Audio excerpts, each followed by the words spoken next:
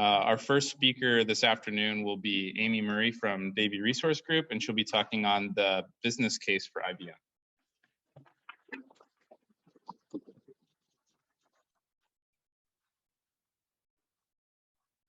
I guess it's my job to get the energy level back up after lunch and after a great day out in the field. But that's easy to do because this is one of the hubs for the great minds and influencers and bringing right-of-way to the forefront for sustainability. While it's easy for this group to talk a lot about sustainability and be enthused about sustainability, making the pivot in the field and in our practices from less sustainable work to more sustainable work, of which IVM is a cornerstone, definitely requires us to get the buy-in of a lot more people. To get that buy-in, or to help get that buy-in, the Environmental Stewardship Committee of the Utility Arborist Association created a toolkit. So the heavy lifting of researching the most recent facts, preparing templates that can be used for communicating and documenting the advantages of IVM has already been done. And the beginnings of this toolkit for the business case for IVM came from that, I think, obvious question. If IVM is a best practice with non-economic and economic costs, why in the world is it not being used on every eligible right-of-way acre, right? And so the answer we felt to that question lies in change management, because change is hard. And we generally accept that for change to happen, there needs to be a champion, and that champion needs to bring a good business case. Because without facts and good communication, they may fail at getting that necessary buy-in. So this toolkit aims to address just that. Here's what's in the toolkit. There are 4 items. These are all downloadable off UAA's website. No membership required, but membership is appreciated. And we've got the elements that are needed to make this case. First of all, there's a slide deck. This is research, peer-reviewed, it's trustworthy. You can take this to your executives with confidence. And it's going to cover all of the benefits that roll up at that utility or executive level scale. The second element in the toolkit is a net present value calculator, basically a budget comparison sheet. And I will spend quite a bit of time talking about that. The third element in the toolkit is the scope of work guidance, because if the work itself is going to change, the contracts have to change, and we have to prepare suppliers with what's going to be expected. Again, ready for public consumption. And the fourth element in the toolkit is the companion to ANSI's Integrated Vegetation Management Standard. And you'll get some good detail about that today. You know, the range of compatible vegetation starts with, are we safe and reliable? And it can go all the way up to, you know, are we getting every last squeeze out of that orange in terms of the asset, which I think was talked about in the field today.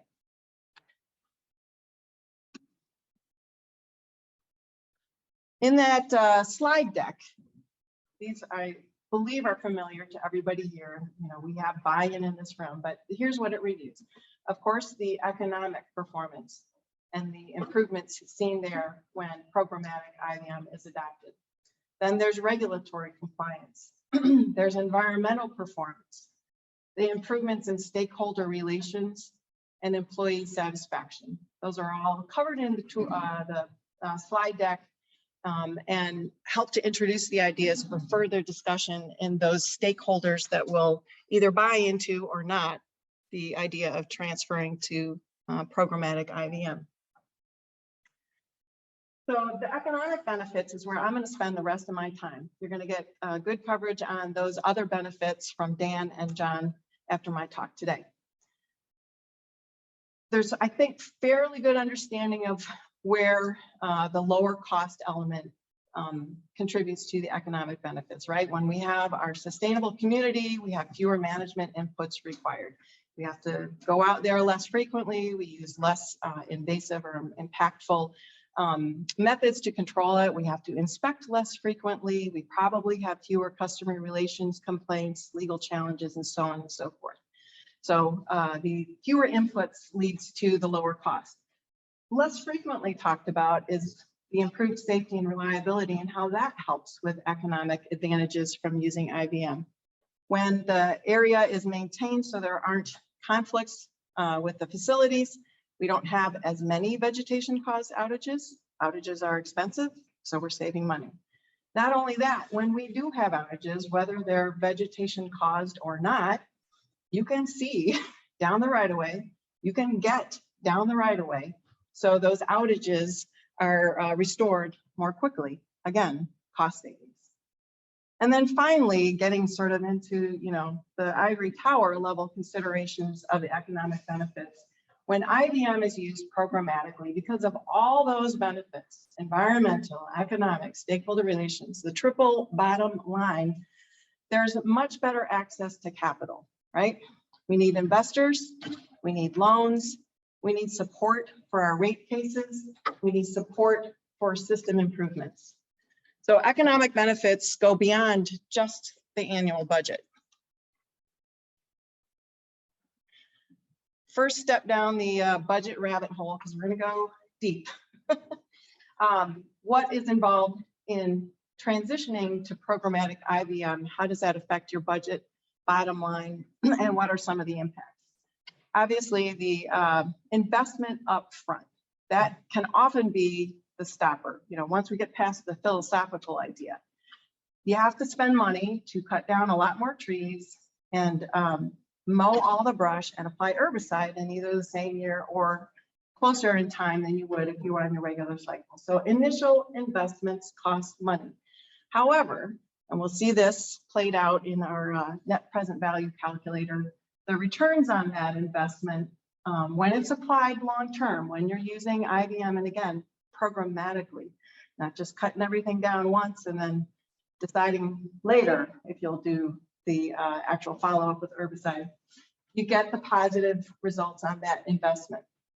So your long-term budget begins to go down, your costs go down.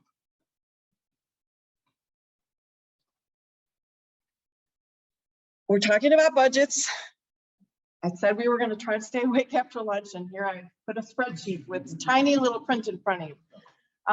But because we're talking about budgets, we do have to talk about a spreadsheet. I want to reassure you that this was created by vegetation managers for vegetation managers.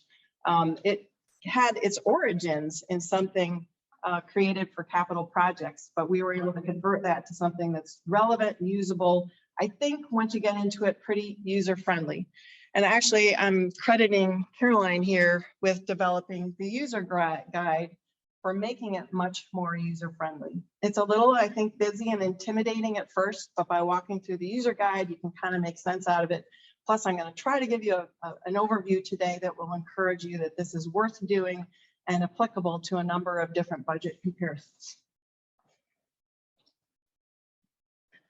So, what's in the spreadsheet and what do you have to do?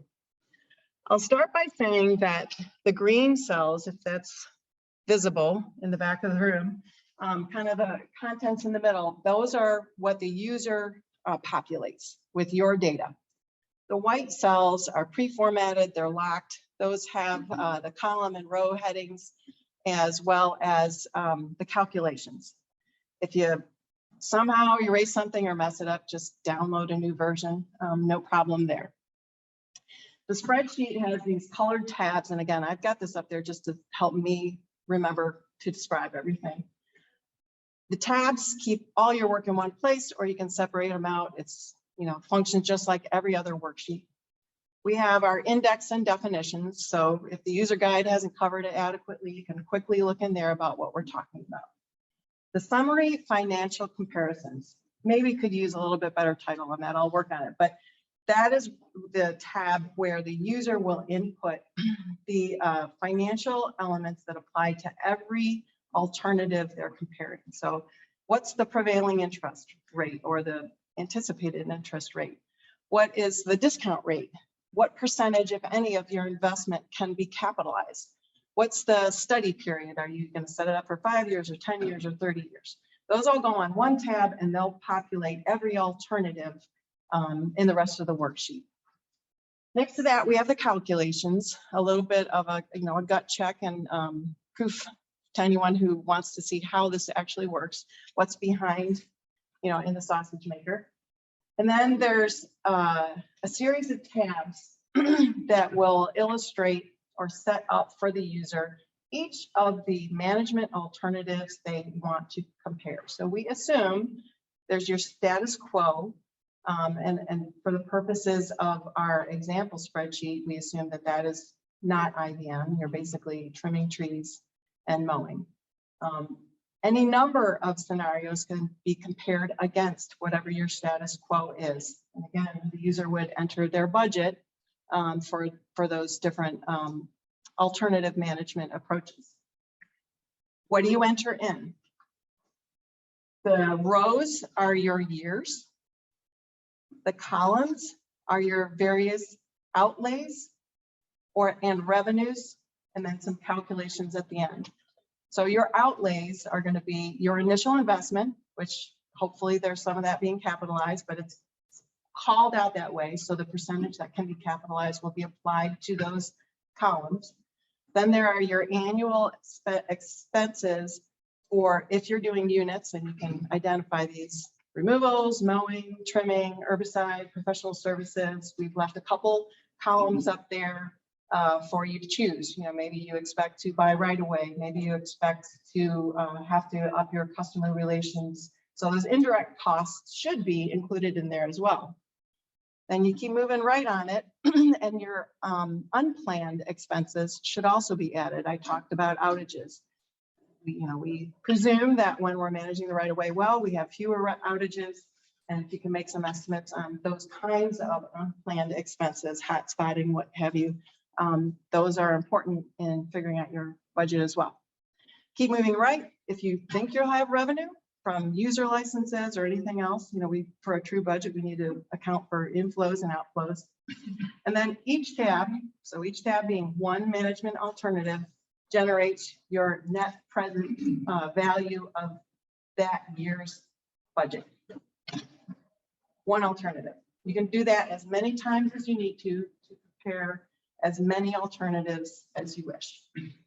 Those all roll up into financial metrics that are used sometimes by people like us, but more often by people in your accounting department: return on investment, benefit cost ratio, payback period, your net present value. And that's why this is titled that, because all of these things are factored into time. Remember, we're talking about programmatic IVM, so it's done as many places as possible for the duration, 50-year, 100-year life of your assets, and the cost of money and the value of money changes over time.